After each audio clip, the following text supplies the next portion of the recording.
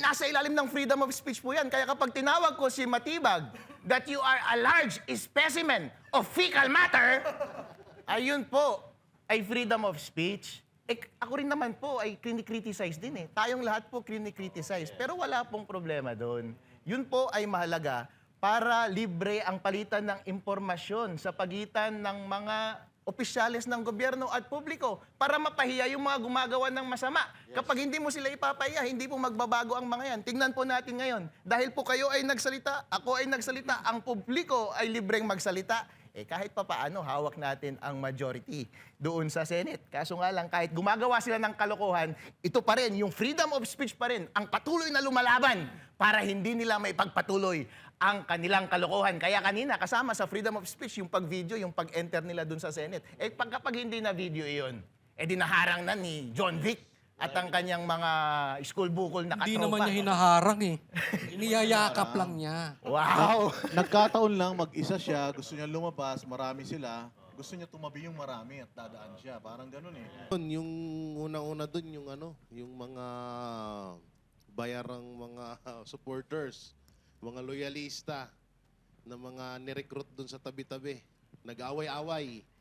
Dahil hindi nagka-pantay-pantay ang bayaran. Yun lang. Makita niyo yung kaninang suntukan na yung ibang mga nakaputi, yun eh. Yung umaga pa yun, balis part 2. Yung madaling araw meron, yung part 2, kaninang umaga. So hindi nagka-ano yan ng bayaran. May pinusasan kanina na matanda eh. Nakita mo yun? Yun, yung pinusasan na yun, binato sila ng mga loyalista. Hindi siya ng bato pero siya yung dinampot. So sila nag-aaway. Oh, yung mga loyalista sila. Pero madaming mga nagpuntang mga supporter, Jay, Oh, ng Duterte supporter. sobra. Tsaka yung sumusuporta sa liderato ni Oo. Alan Peter Cayetano. Nung dumami nga yung doon supporters ng mga Duterte, nawala yung mga nakasuot ng red. Natakot ata kasi sobrang biglang dumami. At dahil sa pagdami ng tao doon, ng supporters ng mga Duterte, nawala ang signal. Kaya hindi na kami makapag-live. Hindi na namin Pero ang ma-live. daming pulis, ha? Daming pulis. Kasi Oo, nandun din sobra. ako eh. Mga ilang oras nandun din ako. Daming pulis, ano? Maya't maya yung hakot ng mga kapulisan, open na naman yung mga drug lord sa Pilipinas dahil lahat ng pulis sa Pilipinas ay nandoon sa harap ng Senado. Kawawa rin silang init. Nakabilad sila Oo, ron, ano? sobra. Oo, alam mo, naalala Siguro ko magandang itanong natin kay attorney, yung mga sarilista, kung ano ba ang sakop ng freedom of speech. Kasi ito, Yun ang kaso niya eh. nakasuhan din ito ng freedom of speech eh. Ano bang, hanggang saan ba pwede ang mga rally-rally na ganyan pagdating sa freedom of speech? At saka yung, siyempre, nandyan na rin yung sedition, saka inciting to sedition. Pakipaliwanag, attorney. Ang freedom of speech po ay nasa ating konstitusyon. Libre po tayong i-criticize ang government sa kahit na saang venue, lalo na po kapag Freedom Park. Yung mga rallyista dyan po sa tapat ng Senate, merong permit yan mula dyan sa Pasay. Kahit ano po pwede niyong sabihin, basta wag lang krimen. Ang mga krimen po ay kapag nag-i-incite ka ng sedition, nag-i-incite ka ng rebellion o kaya cyber libel. Pero itong si Matibag, kahit hindi illegal, nagkakaso. Itong si Jack kinasuhan, ako kinasuhan, si Kiko kinasuhan.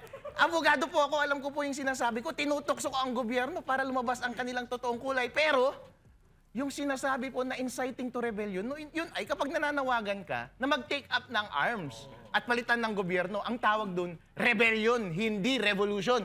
Kapag sedition naman, sinasabi, patayin mo, saktan mo yung mga opisyal ng gobyerno o kaya hindi mo sundin yung batas.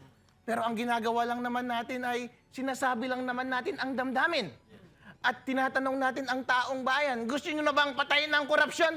Kung sumagot sila ng oo, freedom of speech nila yun. Kaso nga lang, si Matibag at itong admin na ito, takot atang marinig ang totoong boses ng taong bayan. Pero yun po ay kanilang speech at meron po silang kalayaan na magsalita ng kanilang damdamin hanggat hindi sila nag-i-incite, hindi nag-uudyok ng publiko na magrebelde through arms o kaya naman ay hindi sundin ang mga batas sa ating bansa. Attorney, kung yung mga tulad ng bobo, tanga, murahin ang isang public official, yan po ba ay nasa Yung ilalim pa rin ng mag-resign freedom ka of na, pag speech? ganun. O mag-resign ka na? Ay nasa ilalim ng freedom of speech po yan. Kaya kapag tinawag ko si Matibag that you are a large specimen of fecal matter, ayun po ay freedom of speech, ako rin naman po ay criticize din eh. Tayong lahat po criticize. Pero wala pong problema doon. Yun po ay mahalaga para libre ang palitan ng impormasyon sa pagitan ng mga opisyales ng gobyerno at publiko para mapahiya yung mga gumagawa ng masama. Kapag hindi mo sila ipapahiya, hindi po magbabago ang mga yan. Tingnan po natin ngayon. Dahil po kayo ay nagsalita, ako ay nagsalita, ang publiko ay libreng magsalita, kahit pa paano, hawak natin ang majority doon sa Senate. Kaso nga lang, kahit gumagawa sila ng kalokohan, ito pa rin, yung freedom of speech pa rin, ang patuloy na lumalaban para hindi nila may pagpatuloy ang kanilang kalokohan. Kaya kanina, kasama sa freedom of speech, yung pag-video, yung pag-enter nila dun sa Senate. Kapag hindi na video iyon, dinaharang na ni John Vic at ang kanyang mga school bukol na katropa. Hindi naman niya hinaharang eh. Iniyayakap lang niya. Wow! Nagkataon lang, mag-isa siya, gusto niya lumabas, marami sila. Gusto niya tumabi yung marami at dadaan siya. Parang ganun eh. Oo, pero Pogi din kasi yan to si Robin. Attorney, Sayang.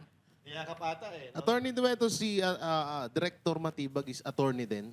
Opo. Hindi kaya sa ICC to nag-aral ng pagka-lawyer? Pareho po kami ng school. Ateneo Law School din po yan. Ba't parang iba kayo ng alam teacher sa nyo, iba batas? teacher nyo. Sa mundo po natin, merong demonyo at merong banal. Kayo na lang po ang humusga kung sino ang demonyo sa aming dalawa. Si Matibag yun. Hindi naman ikaw. Siyempre, guest ka namin eh. Pag guest namin si Matibag yung anghel. Pikon yan eh. Pikon yan. Ibang klase ah. Torny, pag tinawag na magrevolusyon tayo, inciting ba yun? Ay hindi po kasi meron pong peaceful revolution. Yung EDSA 1, peaceful revolution po yun. Kahit sabihin nilang extra-constitutional yun, peaceful revolution pa rin. Kaya kapag nawagan ka sa taong bayan, revolution means widespread na pag-change ng government policies or government itself. Meron nga tinatawag na green revolution pag-change ng policy pagdating sa environment. So revolution is a wide term. Hindi po illegal kasi baka pwedeng tumutukoy ka ng peaceful revolution. Merong isang aspeto ng revolution na illegal. Pero rebellion yun, specific type of revolution. Yung rebellion requires taking up arms to overthrow the government. Hindi po naman natin pinananawagan na magkaroon tayo ng rebellion. Pero kung gusto ng taong bayan na gusto mag-rebellion, kayo na bahala doon at kayo na lang ang makulong. Kung sabihin, attorney, patayin ang korupsyon, pwede. Huwag lang patayin yung korap. Kahit nga sabihin mong patayin yung korap, meron din namang korap na hindi government official Correct. Kapag tayo po ay nagsasalita, merong plausible deniability na tinatawag. Ibig sabihin, hindi ka sure kung anong intention niya. Therefore, hindi siya papasok doon sa requirement ng prosecution na reasonable certainty of conviction. At hindi rin siya papasok doon sa criminal case doon sa korte na proof beyond reasonable doubt. Therefore, baka nagsasabi ka ng legal na pag-uudyok sa taong bayan. Therefore, hindi ka pwedeng kasuhan dapat at hindi ka dapat pwedeng i-convict sa illegal na speech. Pero kaso nga lang, kapag ang gobyerno natin ay katulad nito, na guilty, kapag guilty ka po at takot ka, kung ano na lamang ang nai-imagine mo at limitado ka na lamang doon sa bagay na kinakatakutan mo. Kaya akala nila illegal yung ating ginagawa. Pero mahalaga po yun na nagtitis tayo sa kanila para mailabas ang kanilang totoong kulay. Kasi yun po ang tanging paraan para mapagalaw sila, gumawa sila ng mga hakbang na hindi tayo i-repress o magbago ng pulisiya o magbago na lang sila ng pulisiya sa ating gobyerno. Marami pong mga magagandang mga civilizations sa mundo na malusog ang kanilang freedom of speech. Pero hindi nila rini-repress yung mga nagsasalita. Bagkus, gumagawa sila ng positibong hakbang para sa pagbabago. Pero itong administrasyon na ito, hindi gumagawa ng positibang pagbabago. Bagkus, kinakasuhan yung mga nagsasalita. Repression po ang tawag na yan. Ang nangyayari na po yan sa maraming mga bansa at hindi po nagtatapos yan kundi sa isang revolusyon, maayos man o hindi. Hindi ako nag-uudyok Attorney, ang pag-engganyo ba sa kababayan natin ng civil disobedience sa isang form of sedition? Inciting to sedition yun, kapag nag-engganyo ka. Ah. Pero kapag civil disobedience mismo ang ginagawa mo, sedition na yun. Kasi alimbawa, sinasabi mo na huwag kayong magbayad ng tax. Kapag merong pinapatupad ng batas, huwag niyong sundin yung pagpapatupad So, ng ibig batas. sabihin niyan, yan ay sedition na, at saka inciting to sedition. Opo. What about the Benda Law? When you say Benda Law, di ba dapat yan nga ang inuusig dahil babaliin mo ang batas? Yun po dapat ang inuusid yung ginawa ni John Vic kanina, yung pagharang ng tao para hindi sila pumasok sa isang lugar na meron naman silang karapatan na pumasok, pwede ngang coercion yun eh. Nagtataka ako dito sa administrasyon, although hindi ako nagtataka. Kapag kakampi nila, hindi nila kinakasuhan. Pero kapag kalaban nila, pagdating sa polisiya, kinakasuhan nila. Doon Siya sila magaling. nilagay na ata siyang sergeant at arms. Hindi, yun yung baka nilagay ni Win. Pero ewan ko siguro nagkamali lang tayo ng dinig. Hindi Bendalo, Benda Girls pala. Benda girl. Sabi ni Erwin, bend over! Siguro kapag namimili siya ng mga chicks, sabi niya, bend over! Wow, gusto ko itong butas na ito. Bang bang the girls. Sometimes you need to bend the law in order for you to please the people. Pwede ba yun? Kailangan mo, ipiplease mo yung people, pero ibibend mo yung law. Kung yung people na tinutukoy nila ay sarili lamang nila, yun, they're pleasing themselves kasi sila lang ang magnanakaw. Pero sino ba ang taong bayan? Ang publiko po. At ang publiko nananawagan na patayin na ang korupsyon at huwag ninyong usigin si VP Sara.